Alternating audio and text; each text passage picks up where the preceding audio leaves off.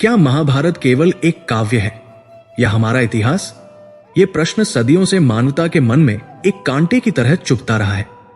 एक ऐसा सवाल जो समय के थपेड़ों के साथ धुंधला होने के बजाय और अधिक गहरा होता गया है। जब हम समुद्र की ओर देखते हैं तो हमें केवल पानी की एक अनंत नीली चादर दिखाई देती है, जो अपनी लहरों के शोर में हजारों राज छुपाए बैठी है। लेकिन क्या हम कभी उस शोर के पार सुन पाते हैं? क्या हम उन खामोश चीखों को महसूस कर पाते हैं जो पानी की गहराइयों में दफन है? इतिहास की पुस्तकें हमें बताती है कि सभ्यताएं बनती हैं और मिट जाती हैं, लेकिन भारत के पश्चिमी तट पर अरब सागर की लहरें कुछ और ही कहानी कहती है। वे कहती है कि यहां केवल पत्थर और मिट्टी के मकान नहीं थे, यहां देवत्व का वास था। यहां एक ऐसी नगरी थी जिसकी दीवारें सोने की थी, जिसके कंगूरे बादलों को छूते थे और जिसके रक्षक स्वयं योगेश्वर भगवान श्री कृष्ण थे। लेकिन एक रात, केवल एक ही रात में वो सब कुछ समाप्त हो गया। वो भव्यता, वो दिव्यता और वो अजेय शक्ति समुद्र के गर्भ में समा गई, जैसे कोई मां अपने बच्चे को हमेशा के लिए अपनी गोद में छुपा ले। और अब हजारों साल बाद आज के आधुनिक विज्ञान ने समुद्र की उस अंधेरी गहराई में कुछ ऐसा देखा है जिसने न केवल पुरातत्व विभाग की बल्कि पूरी दुनिया के तर्कशास्त्रियों की नींद उड़ा दी है। समुद्र की सतह पर सब कुछ शांत था, लेकिन उस शांति के नीचे एक तूफान पनप रहा था, विचारों का, खोज का और उस सत्य का जो कलयुग के इस दौर में सामने आने के लिए बेचैन था। शोधकर्ताओं का एक दल जो अब तक केवल जीवाश्मों और टूटे हुए बर्तनों को इतिहास मानता था, आज एक ऐसी दहलीज पर खड़ा था जहां विज्ञान और धर्म की सीमा रेखा मिटने वाली थी। उनके जहाज के सोनार यंत्रों पर जो चित्र उभर रहे थे, वे किसी प्राकृतिक चट्टान के नहीं थे। प्रकृति सीधी रेखाएं नहीं बनाती, प्रकृति ज्यामितीय सटीकता के साथ विशाल दीवारों का निर्माण नहीं करती, और निश्चित रूप से प्रकृति समुद्र के तल पर एक सुनियोजित नगर का नक्शा नहीं खींचती। जहाज के डेक पर खामोशी थी, केवल मशीनों की बीप और समुद्र की हवा की सरसराहट सुनाई दे रही थी। मुख्य पुरातत्वविद डॉक्टर अयंगर अपनी स्क्रीन पर टकटकी लगाए देख रहे थे। उनकी आंखों में वह चमक थी जो भय और उत्साह के मिश्रण से पैदा होती है। उन्होंने अपने जीवन के 40 वर्ष मिट्टी खोदने में बिता दिए थे, लेकिन आज उन्हें लग रहा था कि वे मिट्टी नहीं बल्कि समय की उस परत को हटाने जा रहे हैं जिसे छूने की मनाही थी। गोताखोरों की टीम तैयार थी। उनके भारी ऑक्सीजन टैंक और आधुनिक उपकरणों के बीच उनकी सांसों की आवाज गूंज रही थी। जैसे ही उन्होंने गहरे पानी में छलांग लगाई, दुनिया बदल गई। ऊपर की सूरज की रोशनी धीरे धीरे कम होती गई और एक गहरा रहस्यमयी नीलापन चारों ओर छा गया। पानी का दबाव बढ़ रहा था, लेकिन उससे कहीं अधिक दबाव उनके मन पर था। वे जानते थे कि वे किसी साधारण खंडहर की ओर नहीं जा रहे हैं। वे उस जगह जा रहे हैं जहां कभी द्वारकाधीश के चरण पड़े थे। नीचे उतरते हुए जैसे जैसे अंधेरा गहराता गया, सर्चलाइट की रोशनी ने समुद्र के तल को चीरना शुरू किया, और फिर वह दिखा, वो दृश्य जिसने उनके रोंगटे खड़े कर दिए। वहां रेत और शैवाल की परतों के नीचे विशाल पत्थर सो रहे थे। वे पत्थर आम नहीं थे, वे तराशे हुए थे, एक ऐसी तकनीक से जिसे समझना आज के इंजीनियरों के लिए भी पहेली था। विशाल स्तंभ जो कभी किसी भव्य महल का हिस्सा रहे होंगे, अब टूटे हुए लेकिन गर्व से लेटे हुए थे, जैसे कोई योद्धा युद्ध के बाद विश्राम कर रहा हो। गोताखोरों में से एक ने एक विशाल दीवार के पास जाकर अपने हाथ से उस पर जमी काई को हटाया। उस स्पर्श में एक बिजली सी दौड़ गई। वो दीवार हजारों साल पुरानी थी, फिर भी उसके जोर इतने सटीक थे कि उनके बीच एक बाल भी नहीं जा सकता था। यह किस तरह की तकनीक थी? उस समय तो कोई क्रेन नहीं थी, कोई हाइड्रोलिक मशीन नहीं थी। फिर इन टन वजनी पत्थरों को यहां समुद्र के किनारे इतनी सटीकता से किसने रखा? क्या यह वास्तव में विश्वकर्मा का निर्माण था, जैसा कि पुराणों में लिखा है? कथावाचक की आवाज अब किसी भी सुनने वाले के मन में गूंज सकती थी, जो ये याद दिलाती है कि द्वारका कोई साधारण शहर नहीं था।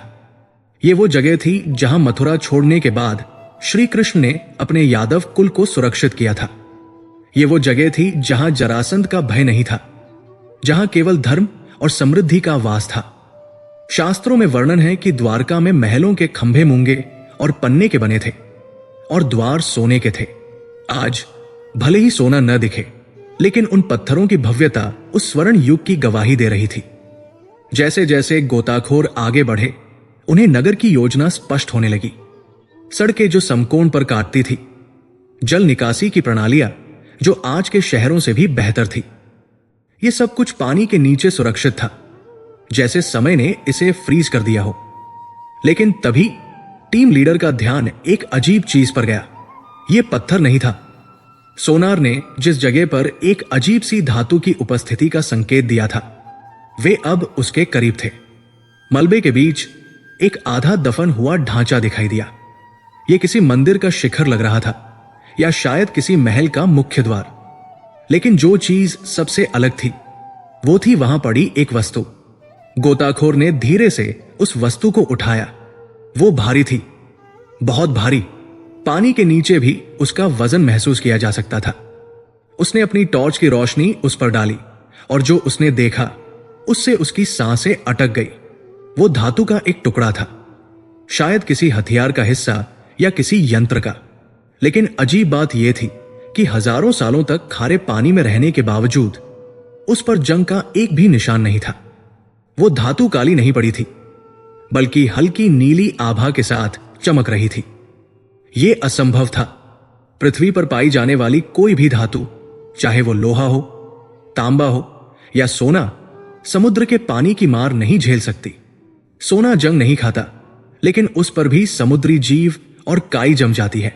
लेकिन यह टुकड़ा, यह ऐसा लग रहा था जैसे इसे कल ही भट्टी से निकाला गया हो। उस गोताखोर को अचानक एक अजीब सी कंपन महसूस हुई।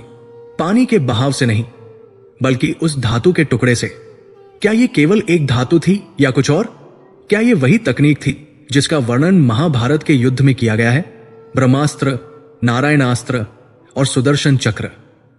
क्या वे केवल कहानियां थी, या वे उन्नत विज्ञान के प्रमाण थे जो हम खो चुके हैं?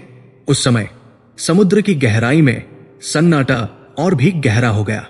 उस धातु के टुकड़े ने न केवल विज्ञान के नियमों को चुनौती दी थी, बल्कि वहां मौजूद हर व्यक्ति के विश्वास को भी झकझोर दिया था। जहाज पर वापस आने के बाद उस टुकड़े को एक विशेष कंटेनर में रखा गया। डॉक्टर अयंगर और उनकी टीम ने उसे घेर लिया। वातावरण में तनाव इतना घना था कि उसे चाकू से काटा जा सकता था। उन्होंने धातु का विश्लेषण करने के लिए अपने सबसे आधुनिक स्पेक्ट्रोमीटर और स्कैनर्स का उपयोग किया। मशीनें चालू हुई, स्क्रीन पर डेटा आने लगा, और फिर मशीनें रुक गई। डेटा एरर दिखा रहा था। उन्होंने फिर कोशिश की, वही परिणाम। वो धातु पृथ्वी की आवर्त सारणी, पीरियोडिक टेबल के किसी भी ज्ञात तत्व से मेल नहीं खा रही थी। उसमें से एक बहुत ही सूक्ष्म लेकिन निरंतर ऊर्जा निकल रही थी। यह रेडियोधर्मी, रेडियो एक्टिव नहीं थी, लेकिन यह जीवित लग रही थी। डॉक्टर अयंगर के माथे पर पसीना आ गया। उन्होंने कांपती हुई आवाज में कहा, ये इस धरती का लगता ही नहीं। उनके शब्द जहाज के उस छोटे से केबिन में गूंज गए। अगर ये इस धरती का नहीं है, तो ये द्वारका में क्या कर रहा था? क्या द्वारका के लोगों का संबंध सितारों से था, या ये वह दिव्य धातु थी जिसका जिक्र हम केवल मिथकों में सुनते आए हैं? कहानी अब केवल एक शहर की खोज तक सीमित नहीं रह गई थी, ये एक चेतावनी में बदल रही थी। महाभारत के अंत में लिखा है कि द्वारका समुद्र में डूब जाएगी और उसके साथ ही कलयुग का आरंभ होगा। लेकिन क्या हम ये भूल गए कि हर अंत एक नई शुरुआत का बीज होता है? अगर द्वारका मिली है, और अगर वहां ऐसी तकनीक मिली है जो आज के विज्ञान से भी परे है, तो इसका मतलब है कि हम इतिहास के एक ऐसे मोड़ पर खड़े हैं जहां अतीत और भविष्य टकराने वाले हैं। क्या हमें वो द्वार मिल गया है जो कलयुग के अंत का संकेत है? क्या समुद्र के नीचे आज भी श्री कृष्ण की द्वारका सांस ले रही है? यह सवाल अब केवल एक दार्शनिक प्रश्न नहीं था। उस धातु के टुकड़े ने इसे एक भयानक वास्तविकता बना दिया था।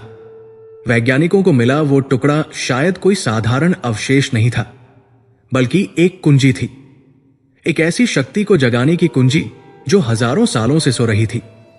और जैसे जैसे जहाज बंदरगाह की ओर बढ़ रहा था, समुद्र की लहरें और भी ऊंची होती जा रही थी, मानो वे उस रहस्य को वापस छीनने की कोशिश कर रही हों। जिसे इंसान ने चुरा लिया था। हवा में एक अजीब सी गंध थी, तूफान की गंध या शायद महाकाव्य के फिर से जीवंत होने की गंध। जो कुछ भी था उसने ये स्पष्ट कर दिया था कि यह खोज का अंत नहीं, बल्कि एक ऐसे अध्याय की शुरुआत थी जो दुनिया को हमेशा के लिए बदल कर रख देगा। समुद्र की उस रहस्यमयी गहराई और उस अज्ञात धातु के टुकड़े से अपनी नजरें हटाकर अब हमें समय के उस पहिए को पीछे घुमाना होगा जहां से इस विनाश की नींव पड़ी थी। यह कहानी केवल पत्थरों के डूबने की नहीं है, यह नैतिकता के पतन और एक मां के उस क्रोध की कहानी है जो ब्रह्मांड के सबसे शक्तिशाली अवतार को भी भस्म करने की क्षमता रखता था। कुरुक्षेत्र का युद्ध समाप्त हो चुका था, लेकिन हवा में अभी भी रक्त की गंध और चिताओं का धुआं शेष था। वो भूमि जहां 18 अक्षौहिणी सेनाएं लड़ी थी अब केवल एक विशाल श्मशान घाट बन चुकी थी। गिद्धों की चीखें और विधवाओं का विलाप उस सन्नाटे को चीर रहा था जो मृत्यु के बाद आता है। इसी विभीषिका के बीच हस्तिनापुर की महारानी गांधारी अपने 100 पुत्रों के शवों को ढूंढने के लिए युद्ध भूमि में खड़ी थी। उनकी आंखों पर पट्टी बंधी थी, लेकिन उनका मातृत्व उस विनाश को अपनी आत्मा से देख रहा था जिसे खुली आंखों वाले भी सहन नहीं कर पा रहे थे। वो अपने पुत्र दुर्योधन के क्षतविक्षत शरीर के पास पहुंची और उस क्षण उनका शोक एक ज्वालामुखी की तरह फट पड़ा। यह केवल एक मां का दुख नहीं था, यह उस शक्ति का विस्फोट था जो तपस्या और पतिव्रत धर्म से संचित हुई थी। तभी वहां भगवान श्री कृष्ण का आगमन हुआ। उनके चेहरे पर वही चिरपरिचित शांत मुस्कान थी, मानो ये विनाश भी उनकी किसी बड़ी योजना का हिस्सा हो। लेकिन आज गांधारी को उस मुस्कान में सांत्वना नहीं बल्कि क्रूरता दिखाई दी। उन्होंने महसूस किया कि जिस व्यक्ति के पास इस युद्ध को रोकने का सामर्थ्य था उसने इसे होने दिया। गांधारी का शरीर क्रोध से कांपने लगा। उन्होंने श्री कृष्ण की ओर उंगली उठाई और वो वातावरण जो पहले से ही भारी था अब और भी भयानक हो गया। हवा रुक गई, मानो प्रकृति भी उस श्राप को सुनने के लिए ठहर गई हो जो अब उच्चरित होने वाला था। गांधारी ने चीत्कार करते हुए कहा, हे जनार्दन, यदि मैंने अपने जीवन में भगवान की सच्ची भक्ति और पति की सेवा की है तो मेरा यह वचन खाली नहीं जाएगा। जिस प्रकार तुमने कुरु वंश का नाश होते हुए देखा है, जिस प्रकार कौरव स्त्रियां आज अपने पतियों और पुत्रों के लिए रो रही है, ठीक उसी प्रकार 36 वर्षों के बाद तुम्हारा यादव कुल भी आपस में लड़कर नष्ट हो जाएगा। तुम्हारे वंश का कोई भी व्यक्ति जीवित नहीं बचेगा। तुम स्वयं भी एक साधारण मनुष्य की भांति अनाथों की तरह मृत्यु को प्राप्त होगे और तुम्हारी स्त्रियां भी इसी तरह विलाप करेंगी। यह कोई साधारण वाक्य नहीं था, यह एक ब्रह्म वाक्य था। यह उस ऊर्जा का प्रहार था जिसे स्वयं त्रिलोकपति भी नहीं टाल सकते थे, या शायद वे इसे टालना ही नहीं चाहते थे। श्री कृष्ण ने उस भयानक श्राप को ऐसे स्वीकार किया जैसे कोई भक्त का उपहार स्वीकार करता है। उन्होंने नतमस्तक होकर कहा, माता, यदुवंश का नाश तो निश्चित है, क्योंकि वे इतने शक्तिशाली हो चुके हैं कि उन्हें देवताओं या असुरों द्वारा नहीं हराया जा सकता। उनका अंत केवल उनके अपने हाथों ही संभव था। आपने तो केवल उस विधि के विधान को शब्दों का रूप दिया है, तथास्तु। और उस एक शब्द के साथ सोने की नगरी द्वारका के भाग्य पर मुहर लग गई।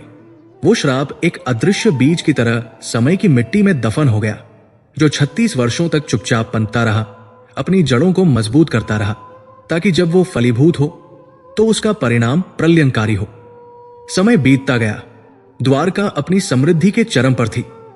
वो नगरी इतनी भव्य थी कि उसे पृथ्वी का स्वर्ग कहा जाता था। व्यापार, कला और संस्कृति वहां फल फूल रही थी। लेकिन समृद्धि अपने साथ एक धीमा जहर लेकर आती है, अहंकार। यदुवंशी, जो कभी धर्म के रक्षक थे, अब अपनी शक्ति और मदिरा के नशे में चूर रहने लगे थे। उन्हें लगने लगा था कि जब तक श्री कृष्ण उनके साथ हैं, उनका कोई कुछ नहीं बिगाड़ सकता। वे ये भूल गए थे कि श्री कृष्ण धर्म के रक्षक हैं, अधर्म के नहीं। द्वारका की गलियों में अब वेदों की ऋचाओं की जगह मदिरा के प्यालों की खनक सुनाई देने लगी थी। बड़ों का अनादर और संतों का उपहास उनका मनोरंजन बन गया था। यह नैतिक पतन ही उस भौतिक पतन की पहली सीढ़ी थी। प्रकृति ने संकेत देने शुरू कर दिए थे। द्वारका में अपशकुन होने लगे। आंधियां बिना मौसम के चलने लगी। आकाश से खून की बारिश होने लगी और रात के सन्नाटे में डरावनी आवाजें सुनाई देने लगी। लेकिन विलासिता में डूबे यादवों ने इन संकेतों को अनदेखा कर दिया। वे अपनी नियति की ओर अंधे होकर दौड़ रहे थे। विनाश की शुरुआत एक परिहास से हुई जो अहंकार की पराकाष्ठा थी। कुछ यदुवंशी कुमारों ने, जिनमें श्री कृष्ण का पुत्र साम भी शामिल था, ऋषियों का अपमान करने की योजना बनाई। साम को एक गर्भवती स्त्री का वेश धारण करवाया गया और वे ऋषियों के पास जाकर पूछने लगे कि इसके गर्भ से क्या उत्पन्न होगा। ऋषियों की दिव्य दृष्टि से कुछ नहीं छुप सकता था। इस भद्दे मजाक और अपने अपमान से क्रोधित होकर ऋषियों ने श्राप दिया, इस नटखट बालक के पेट से एक लोहे का मूसल, आयरन पेस्टल, उत्पन्न होगा जो तुम्हारे पूरे कुल के विनाश का कारण बनेगा। यह खबर आग की तरह फैली। राजा उग्रसेन ने उस मूसल को घिसवाकर उसका चूर्ण समुद्र में फिकवा दिया ताकि उसका नामो निशान मिट जाए। लेकिन वे भूल गए कि नियति को धोखा नहीं दिया जा सकता। लोहे का वो चूर्ण समुद्र की लहरों के साथ बहकर तट पर आ गया और वहां एरा का सरकंडे घास के रूप में उगाया। उस मूसल का एक छोटा नुकीला टुकड़ा जो घिसा नहीं जा सका था, उसे एक मछली ने निगल लिया, जो बाद में जरा नामक बहेलिए के तीर का फलक बना। विधि का विधान अपना जाल बुन चुका था। हर वस्तु, हर व्यक्ति अपनी जगह पर था, बस अंतिम प्रहार का इंतजार था। और फिर वो काली रात आई। प्रभास क्षेत्र, समुद्र का किनारा। यदुवंशी वहां उत्सव मनाने के लिए एकत्रित हुए थे। मदिरा का दौर चला। बुद्धि भ्रष्ट हो चुकी थी। सात्यकी और कृतवर्मा के बीच महाभारत युद्ध की पुरानी बातों को लेकर बहस शुरू हुई। यह बहस जल्द ही हाथापाई में बदल गई और फिर एक खूनी संघर्ष में। जब उनके शस्त्र समाप्त हो गए तो उन्होंने समुद्र तट पर उगी उसी एराका घास को उखाड़ना शुरू किया। ऋषियों के श्राप के प्रभाव से वो घास अब घास नहीं रही थी। वो वज्र के समान कठोर लोहे की छड़ों में बदल चुकी थी। भाई ने भाई पर वार किया, पिता ने पुत्र पर। न कोई रिश्ता बचा, न कोई मर्यादा। वो समुद्र तट जो कभी हंसी ठिठोली से गूंजता था, अब अपनों के ही रक्त से लाल हो रहा था। श्री कृष्ण वहां खड़े सब देख रहे थे। वे नहीं हिले। वे जानते थे कि गांधारी का श्राप और पृथ्वी का भार उतरने का समय आ गया है। यह दृश्य हृदय विदारक था। एक ही कुल जो अपनी एकता के लिए जाना जाता था, अपनी ही तलवारों से कटकर समाप्त हो गया। जब सूर्योदय हुआ तो वहां केवल सन्नाटा था और लाशों का ढेर। श्री कृष्ण ने उस विभीषिका को देखा और समझ गए कि उनका कार्य पूर्ण हो चुका है। उन्होंने अपने सारथी दारुक को हस्तिनापुर भेजकर अर्जुन को बुलाने का आदेश दिया और स्वयं वन की ओर चल दिए। एक पीपल के वृक्ष के नीचे विश्राम करते समय उसी जरा बहेलिए ने, जिसने उस मछली को पकड़ा था जिसके पेट में मूसल का टुकड़ा था, अनजाने में श्री कृष्ण के चरण को मृग की आंख समझकर तीर चला दिया। वो तीर जिसमें वही लोहे का टुकड़ा लगा था, भगवान के पैर में लगा और इस तरह गांधारी के श्राप का अंतिम चरण भी पूरा हुआ। भगवान श्री कृष्ण ने अपनी देह त्याग दी। उनके जाते ही उस दिव्य ऊर्जा का कवच जिसने द्वारका को अब तक सुरक्षित रखा था, टूट गया। अर्जुन जब द्वारका पहुंचे तो वहां केवल स्त्रियां, बच्चे और वृद्ध बचे थे। कृष्ण के बिना द्वारका निष्प्राण हो चुकी थी। अर्जुन ने शेष बचे लोगों को साथ लिया और हस्तिनापुर की ओर प्रस्थान किया। और जैसे ही अंतिम यदुवंशी ने नगर की सीमा पार की, समुद्र ने अपनी मर्यादा लांघ दी। जो समुद्र सदियों से द्वारका के चरणों को पखारता था, अब वो एक भूखे दैत्य की तरह उफन पड़ा। लहरें महलों की ऊंचाइयों तक उठने लगी। पानी की विशाल दीवारों ने नगर को चारों ओर से घेर लिया। अर्जुन ने पीछे मुड़कर देखा। वो दृश्य उनकी आत्मा को कपाने वाला था। वो स्वर्ण नगरी जो कभी सूर्य की रोशनी में चमकती थी, अब काली लहरों के आगोश में जा रही थी। बड़े बड़े भवन ताश के पत्तों की तरह ढह रहे थे। सुधर्मा सभा, श्री कृष्ण का निजी महल और वे स्वर्णिम दीवारें, सब कुछ जलमग्न हो रहा था। यह कोई सामान्य सुनामी नहीं थी। ये ऐसा लग रहा था मानो समुद्र को आदेश मिला हो कि इस नगर का एक भी पत्थर सतह पर नहीं रहना चाहिए। देखते ही देखते द्वारका का अस्तित्व नक्शे से मिट गया। जहां कुछ क्षण पहले एक महान सभ्यता थी, वहां अब केवल अथाह जलराशि थी जो शांत हो चुकी थी। जैसे उसने कोई बड़ा रहस्य अपने पेट में छिपा लिया हो। लेकिन यहां एक प्रश्न उठता है जो आज भी विचारकों को सोने नहीं देता। क्या यह केवल एक प्राकृतिक आपदा थी? क्या यह केवल जलस्तर का बढ़ना था? प्राचीन ग्रंथ और कुछ गुप्त शास्त्र एक अलग ही इशारा करते हैं। वे कहते हैं कि द्वारका डूबी नहीं, बल्कि उसे जानबूझकर छिपा दिया गया, उसे जल समाधि दी गई। लेकिन क्यों? क्या द्वारका के गर्भ में ऐसा कोई ज्ञान, ऐसी कोई तकनीक या ऐसी कोई शक्ति थी जिसे आने वाले कलयुग के मनुष्यों से दूर रखना आवश्यक था? कलयुग, जहां मनुष्य की बुद्धि क्षीण होने वाली थी, जहां लालच सर्वोपरि होने वाला था। क्या श्री कृष्ण जानते थे कि यदि द्वारका की उन्नत तकनीक और वहां के दिव्य अस्त्र कलयुग के मनुष्यों के हाथ लग गए तो वे सृष्टि का विनाश कर देंगे? क्या वह धातु का टुकड़ा जो आज वैज्ञानिकों को मिला है उसी छिपाई हुई शक्ति का एक अंश है? समुद्र ने द्वारका को नष्ट नहीं किया, बल्कि उसे सील कर दिया, एक विशाल अभेद्य तिजोरी की तरह। और अब जब हम उस तिजोरी को खोलने की कोशिश कर रहे हैं तो हमें यह सोचना होगा कि हम किसे आमंत्रित कर रहे हैं, ज्ञान के प्रकाश को या उस अंधेरे को जिससे बचाने के लिए स्वयं भगवान ने अपने ही घर को डुबोना उचित समझा। लहरें शांत जरूर है, लेकिन उनके नीचे जो दुनिया सांस ले रही है वो शायद हमारे जागने का इंतजार कर रही है, या शायद हमारी गलती का। गांधारी के श्राप की गूंज और उस विनाशकारी रात के अंधेरे से निकलकर अब हमें वर्तमान की उस चकाचौंध रोशनी में कदम रखना होगा, जहां भावनाएं नहीं केवल प्रमाण बोलते हैं, जहां श्रद्धा का स्थान तर्क ले लेता है और जहां कहानियों की कसौटी पर विज्ञान का हथौड़ा चलाया जाता है। हम वापस लौटते हैं उसी जहाज पर जो गुजरात के खंभात की खाड़ी में अरब सागर की उफनती लहरों के ऊपर एक प्रहरी की तरह खड़ा है। यहां डॉक्टर अयंगर और उनकी टीम के लिए यह केवल एक खोज नहीं थी, बल्कि ये उस नींव को हिलाने की तैयारी थी जिस पर हमारा पूरा इतिहास खड़ा है। अब तक दुनिया हमें यही पढ़ाती आई थी कि सभ्यता की शुरुआत मेसोपोटामिया या मिस्र से हुई और भारत में सिंधु घाटी सभ्यता, इंडस वैली सिविलाइजेशन ही सबसे पुरानी है, जो लगभग 3500 से 4000 साल पुरानी मानी जाती है। लेकिन समुद्र के नीचे से जो बाहर आने वाला था वो इन सभी किताबों के पन्नों को फाड़कर फेंकने के लिए पर्याप्त था। खंभात की खाड़ी का पानी मटमैला है। यहां की तेज धाराएं गोताखोरों के लिए दृश्यता, विजिबिलिटी को लगभग शून्य कर देती है। इसलिए टीम पूरी तरह से अपने आधुनिक उपकरणों सबबॉटम प्रोफाइलर और साइड स्कैन सोनार पर निर्भर थी। ड्रेजर मशीनें, तलहटी को खोदने वाली मशीनें समुद्र के तल से नमूने इकट्ठा कर रही थी। उम्मीद थी कि कुछ पत्थर या मिट्टी के बर्तन मिलेंगे। मशीन का भारी जबड़ा पानी से बाहर आया और डेक पर मलबे का ढेर लगा दिया। कीचड़ और रेत के बीच कुछ ऐसा था जिसने वैज्ञानिकों का ध्यान खींचा। यह सोना नहीं था, नहीं कोई मूर्ति थी, यह लकड़ी का एक जला हुआ टुकड़ा था।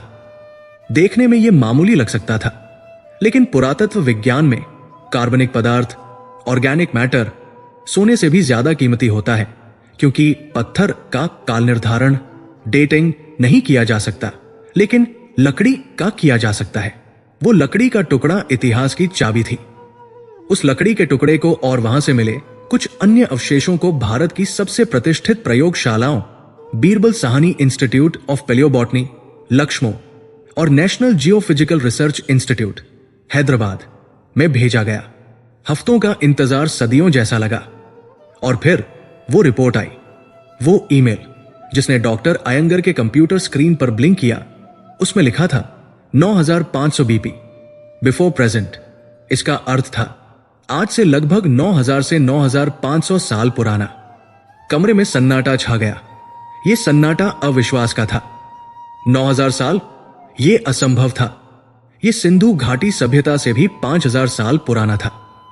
यह वो समय था जब कथित पश्चिमी इतिहास के अनुसार मनुष्य अभी भी गुफाओं में रहता था, शिकार करता था और खेती करना सीख ही रहा था। लेकिन यहां भारत के तट पर एक विकसित सभ्यता के प्रमाण मिल रहे थे। अगर यह सच था तो इसका मतलब था कि भारत का इतिहास उससे कहीं ज्यादा पुराना और गहरा है जितना हमें बताया गया है। यह खोज केवल एक तारीख नहीं बदल रही थी, यह मानव विकास की पूरी समय रेखा, टाइमलाइन को चुनौती दे रही थी। लेकिन सवाल अभी खत्म नहीं हुए थे। अगर ये लकड़ी 9000 साल पुरानी है तो क्या वह नगर भी उतना ही पुराना है? सोनार छवियों का और अधिक बारीकी से विश्लेषण किया गया। अब स्क्रीन पर जो दिख रहा था वो प्रकृति का खेल नहीं हो सकता था। समुद्र के तल पर 20 से 40 मीटर की गहराई में 9 किलोमीटर लंबी एक संरचना दिखाई दे रही थी। ये एक विशाल दीवार थी। नदी के किनारे बने बांध जैसी संरचनाएं, बड़े बड़े चबूतरे और पत्थरों से बनी सीढ़ियां जो अब अथाह अंधेरे में उतर रही थी। सबसे चौंकाने वाली बात उन पत्थरों का आकार था। वे सामान्य ईंटें नहीं थी। वे विशालकाय शिलाखंड मेगालिथ्स थे, जिनमें से प्रत्येक का वजन टनों में था। यहां विज्ञान एक दीवार से टकरा गया, शाब्दिक और लाक्षणिक दोनों अर्थों में।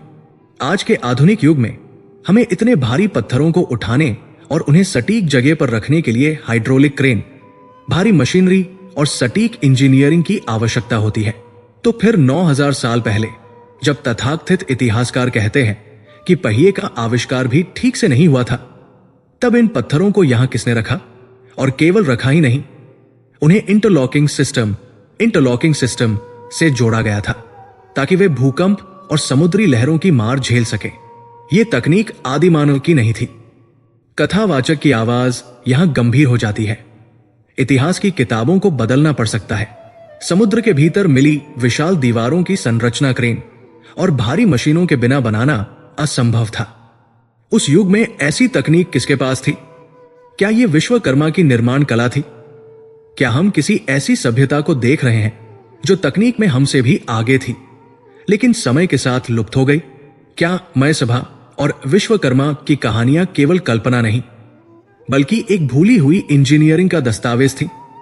शोधकर्ता अब और भी गहरे उतरना चाहते थे। उन्होंने अपने सबसे शक्तिशाली मल्टीबीम सोनार को सक्रिय किया। यह यंत्र समुद्र के तल का 3D नक्शा बनाने में सक्षम था।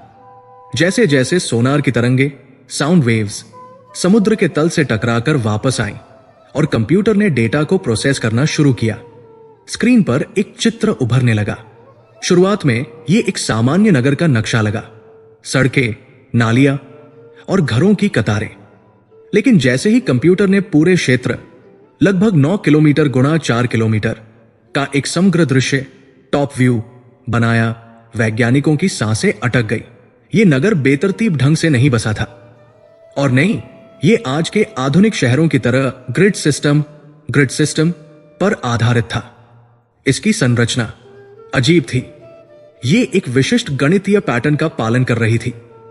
सड़कें और मुख्य इमारतें एक दूसरे को इस तरह काट रही थी कि ऊपर से देखने पर वे एक विशाल ज्यामितीय आकृति, जियोमेट्रिक शेप बना रही थी।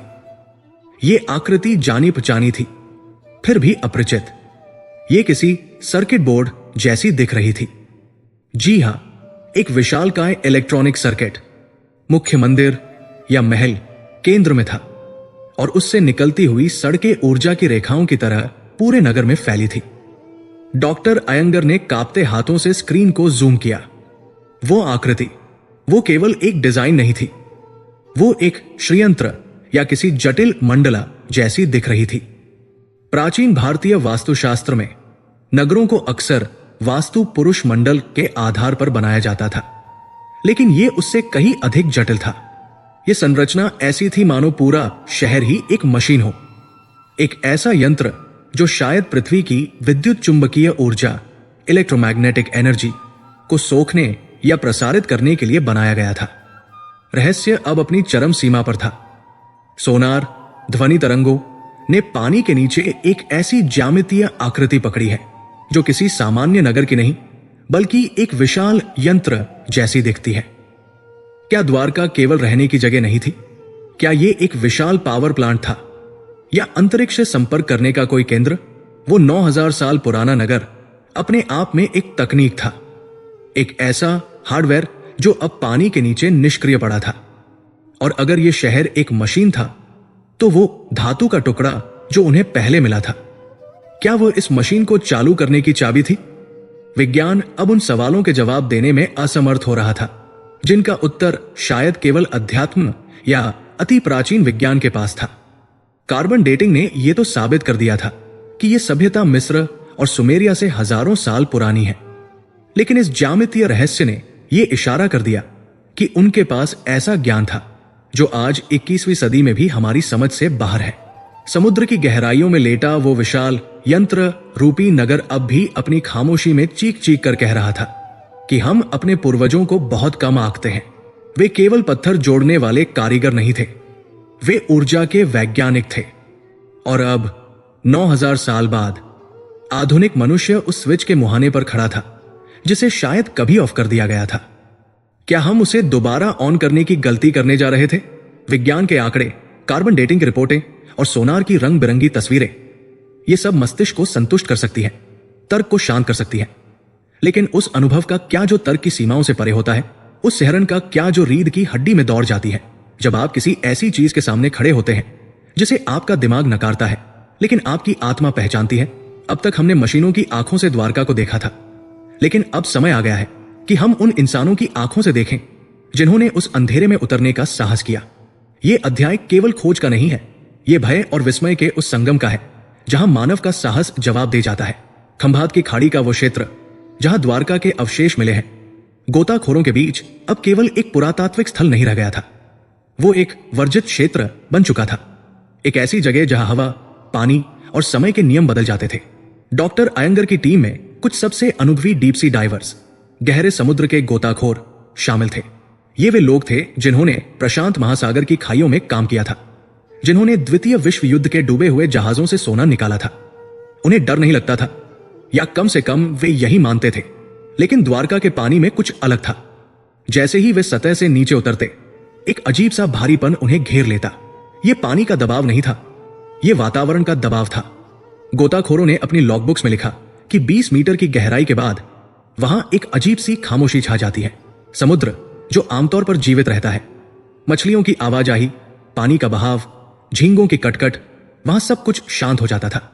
जैसे कि समुद्री जीव भी उस जगह से डरते हों, जैसे कि वहां कोई अदृश्य रेखा खींची गई हो जिसे पार करने की अनुमति केवल इंसानों ने अपनी मूर्खता में ले ली थी।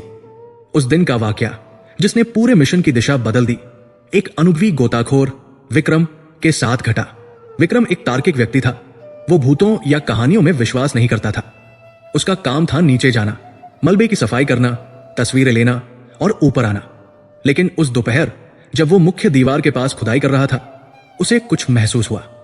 पहले उसे लगा कि ये उसके ऑक्सीजन रेगुलेटर की खराबी है। उसके कानों में एक हल्की सी भन भनाहट, हुमिंग साउंड शुरू हुई।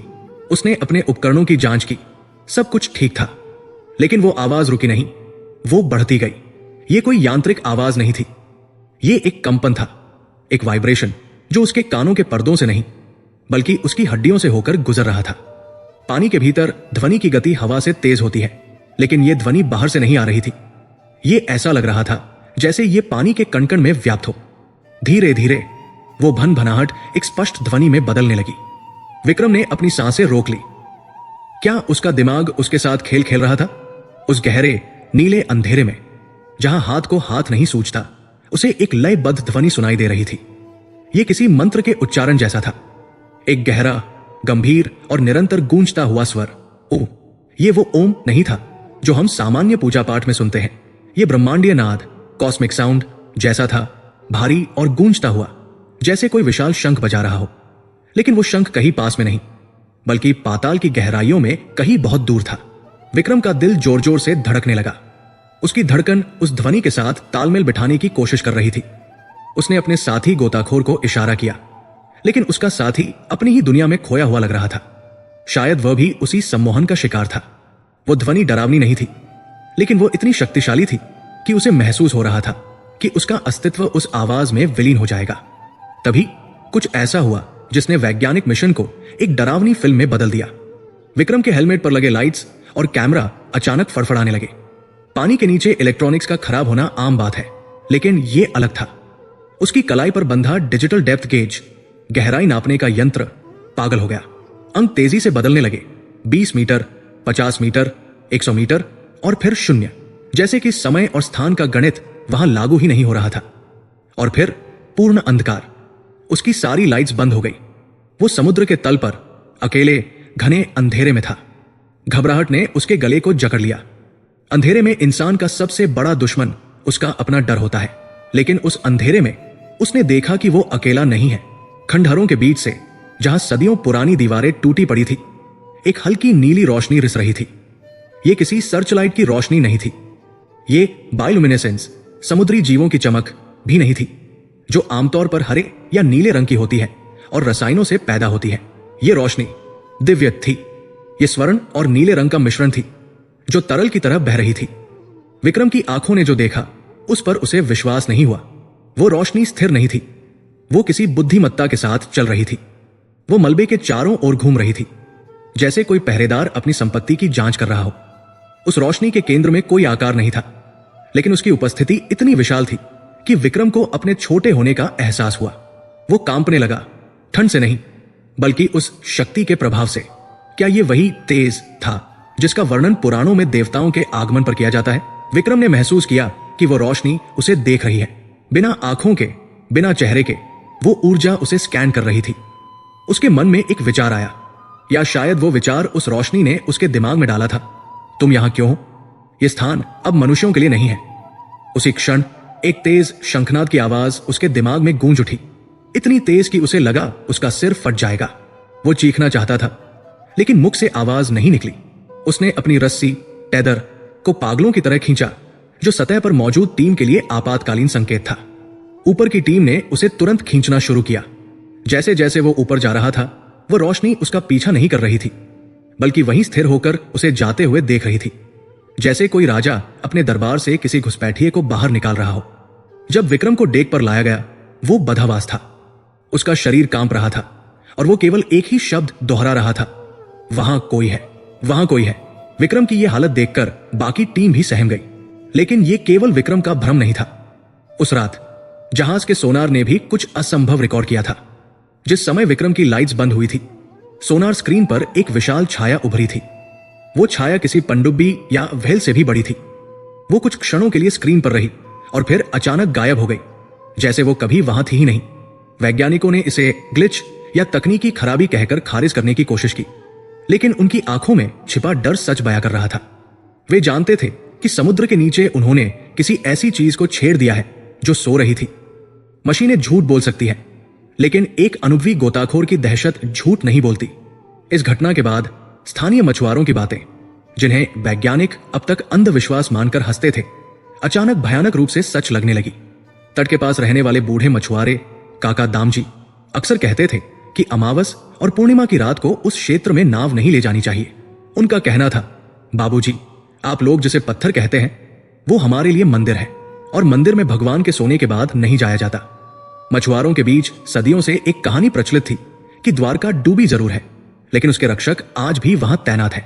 वे कहते हैं कि कभी कभी जब समुद्र एकदम शांत होता है, तो पानी के नीचे से एक ऐसी रोशनी निकलती है जो सीधे आसमान की ओर जाती है, जैसे कोई संकेत भेज रहा हो। वे इसे द्वारकाधीश की ज्योति कहते हैं। वे ये भी बताते हैं कि कई बार उनकी नावें उस क्षेत्र के ऊपर से गुजरते समय अपने आप बंद हो जाती है।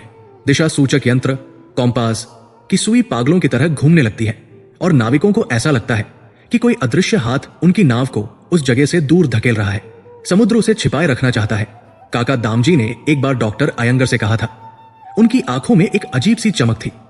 आप लोग जिसे खोज रहे हैं, वो खोया नहीं है, वो बस इंतजार कर रहा है, और जिस दिन वो बाहर आएगा, उस दिन ये समुद्र उसे रोक नहीं पाएगा।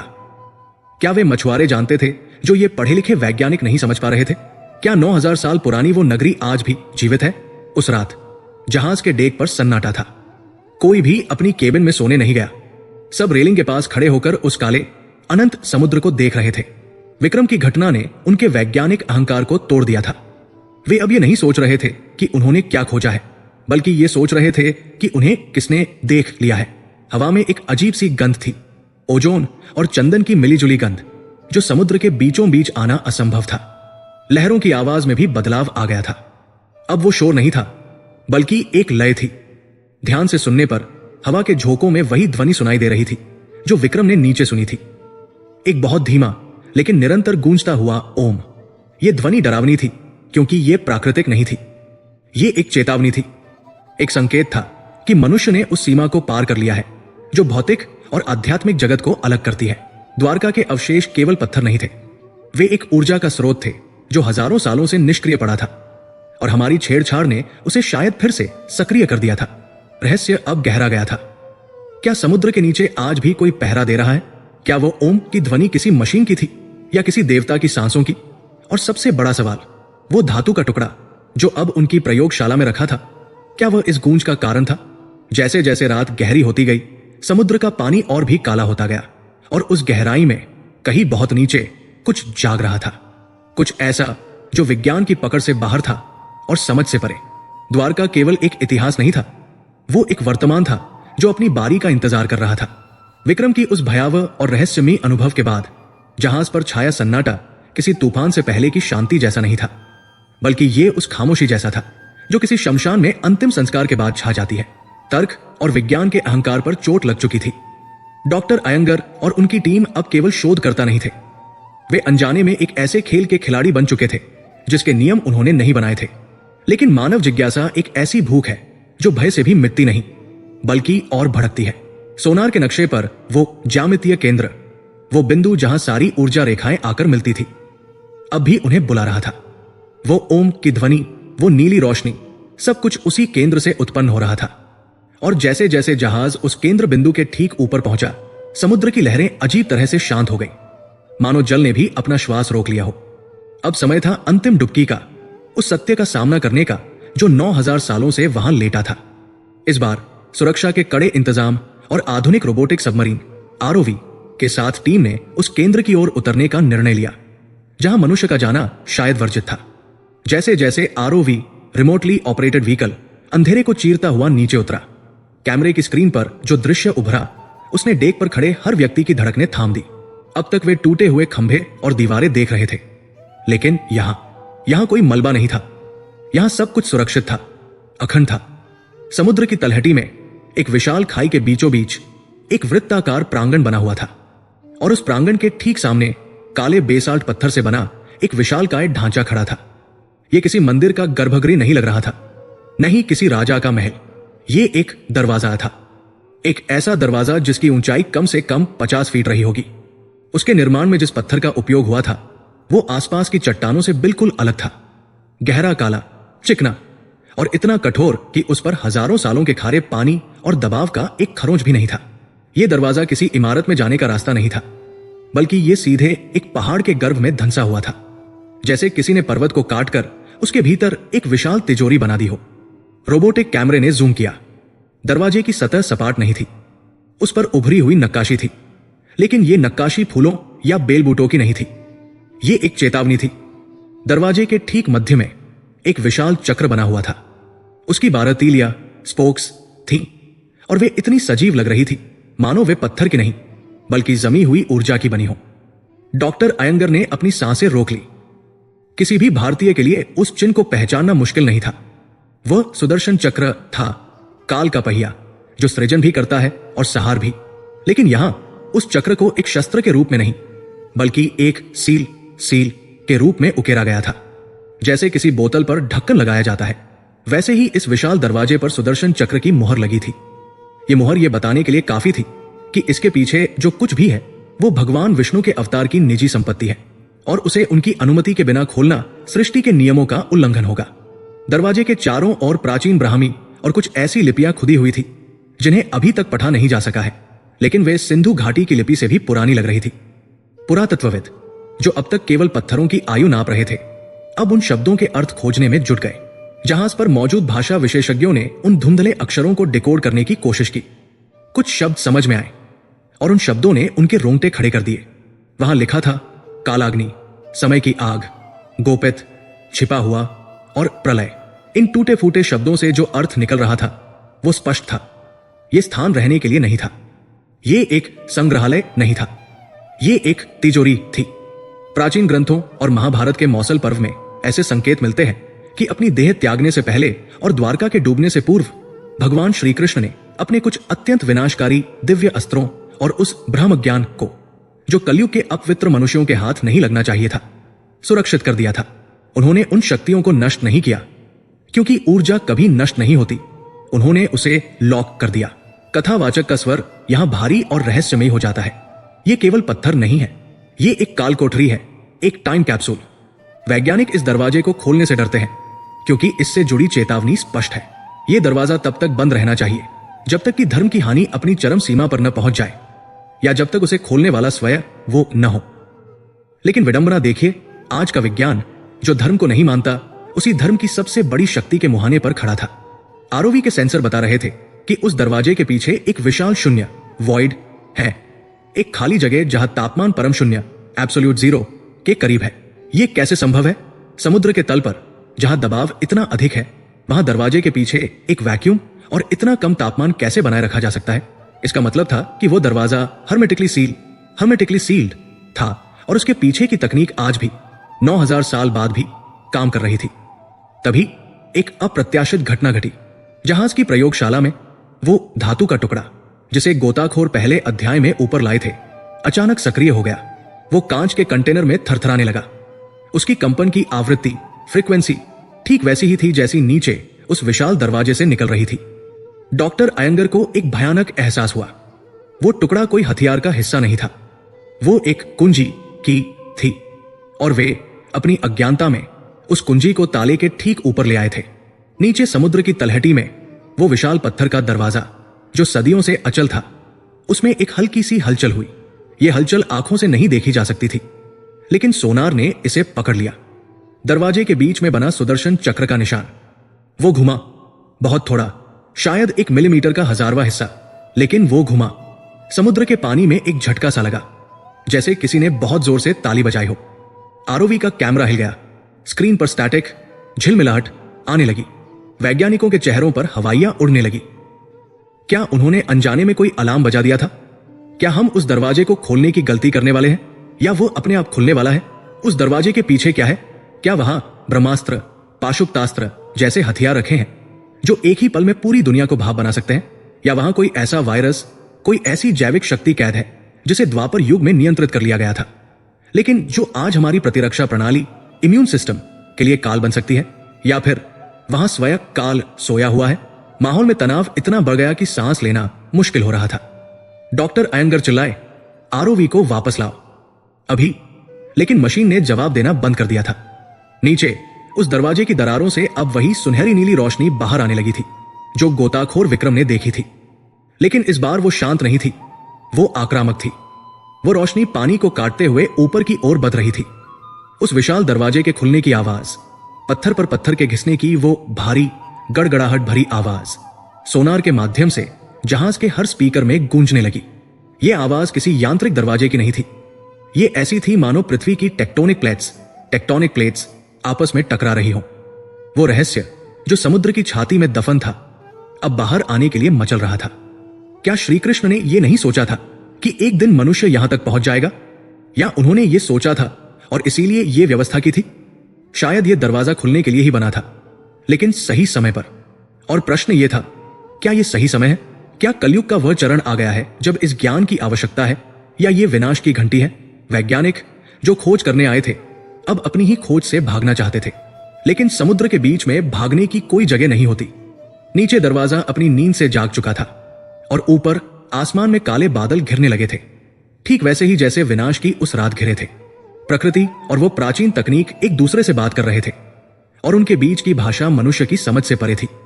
हम केवल दर्शक थे एक ऐसी फिल्म के जिसका अंत लिखा जा चुका था और अब रील चलने लगी थी। द्वारका का वो अभेद्य द्वार अब एक दरार दिखा रहा था, और उस दरार से झांकता हुआ अंधेरा प्रकाश से भी ज्यादा चमकदार था। खंभात की खाड़ी के ऊपर मंडराते उस रहस्यमयी तूफान और समुद्र की तलहटी में थरथराते उस विशाल अभेद्य दरवाजे के सामने खड़ा विज्ञान आज अपनी सीमाओं को पहचान चुका था। जहाज पर मौजूद सन्नाटा अब भय का नहीं, बल्कि एक गहरे आत्मिक समर्पण का था। वह दरवाजा जो क्षण भर के लिए हिलता हुआ प्रतीत हुआ था, अब फिर से स्थिर हो गया था। मानो उस अदृश्य शक्ति ने यह निर्णय ले लिया हो कि अभी समय नहीं आया है, अभी मनुष्य की चेतना उस स्तर तक नहीं पहुंची है कि वो उस द्वार के पीछे छिपे सत्य को संभाल सके। डॉक्टर अयंगर और उनकी पूरी टीम, जो कुछ घंटों पहले तक कार्बन डेटिंग और सोनार की फ्रीक्वेंसी में उलझी हुई थी, अब डेक पर खड़े होकर उस अनंत समुद्र को एक नई दृष्टि से देख रही थी। अब वो केवल पानी का एक विशाल भंडार नहीं था, वो एक रक्षक था। वो एक ऐसा आवरण था जिसने पिछले 9000 वर्षों से एक ऐसी धरोहर को अपनी गोद में सुरक्षित रखा था जिसका मूल्य सोने चांदी से नहीं बल्कि धर्म और सत्य से आका जाता है। ये खोज, ये पूरा अभियान अब एक पुरातात्विक मिशन से बदलकर एक तीर्थ यात्रा बन चुका था। हम अक्सर इतिहास को किताबों के पन्नों में, टूटी हुई मूर्तियों में और पुरानी इमारतों में तलाशते हैं। हम तर्कों की कसौटी पर अपनी आस्था को कसते हैं। हम पूछते हैं, क्या महाभारत सच में हुआ था? क्या द्वारका सच में थी? लेकिन आज उस समुद्र की गहराइयों से मिले प्रमाण ने इन प्रश्नों को हमेशा के लिए मौन कर दिया था। यह केवल ईंट और पत्थर की बात नहीं है। यह इस बात का प्रमाण है कि हमारी नसंस में जो कहानियां दादी नानी ने भरी थी, वे मनगढ़ंत कथाएं नहीं थी। वे हमारा गौरवशाली इतिहास थी, जिसे समय की धूल ने धुंधला कर दिया था। द्वारका का मिलना महज एक संयोग नहीं है, यह नियति का एक सुनियोजित संकेत है।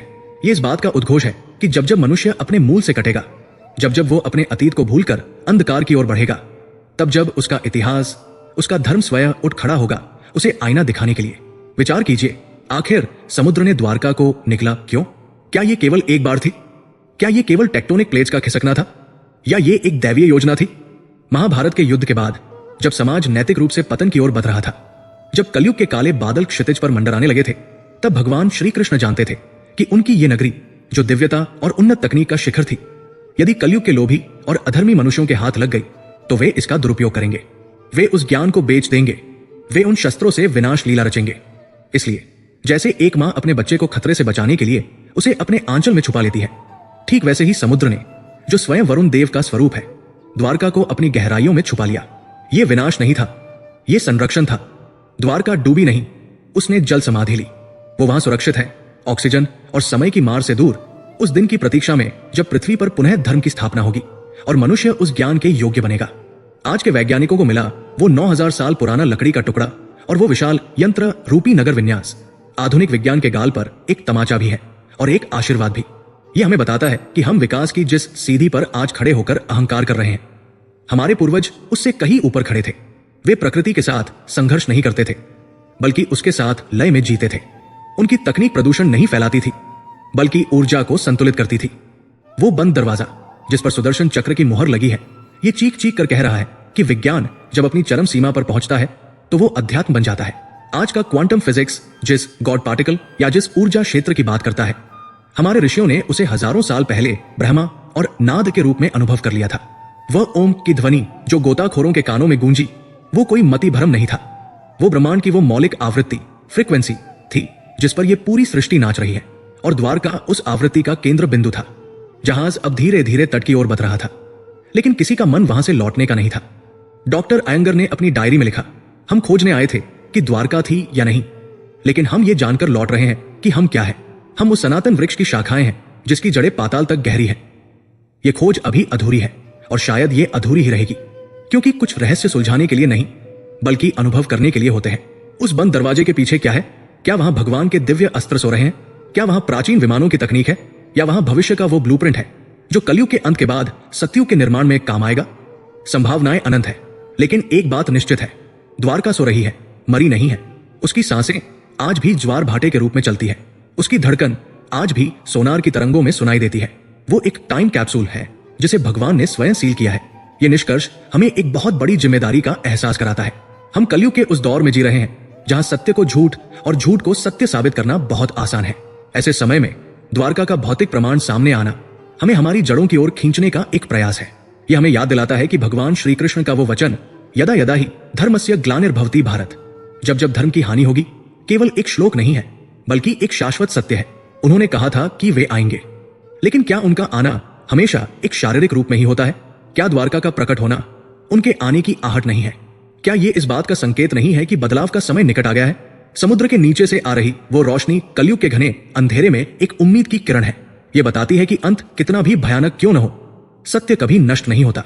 वो केवल रूप बदलता है, स्थान बदलता है, लेकिन वो सदैव विद्यमान रहता है। जैसे जैसे सूरज ढल रहा था और जहाज बंदरगाह पर लंगर डाल रहा था, आसमान का रंग उसी नीली आभा में बदल गया जो उन्होंने समुद्र के नीचे देखी थी। वैज्ञानिकों के चेहरे पर अब तनाव नहीं, एक अजीब सी शांति थी। उन्होंने समझ लिया था कि वे मालिक नहीं, केवल सेवक है।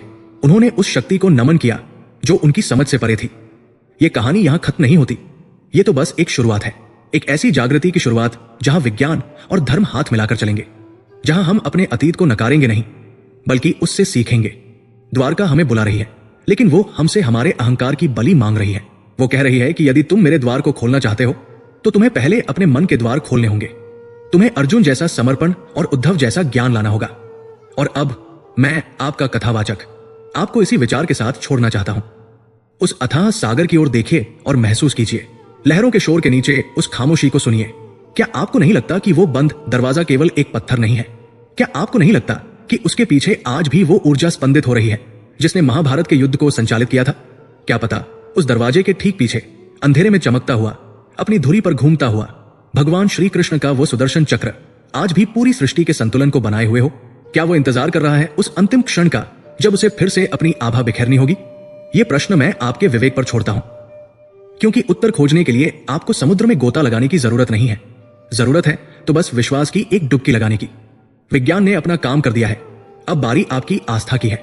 क्या आप उस सत्य को स्वीकार करने का साहस रखते हैं जो तर्क की सीमाओं से परे है? क्या आपको लगता है कि उस बंद दरवाजे के पीछे श्री कृष्ण का सुदर्शन चक्र हो सकता है?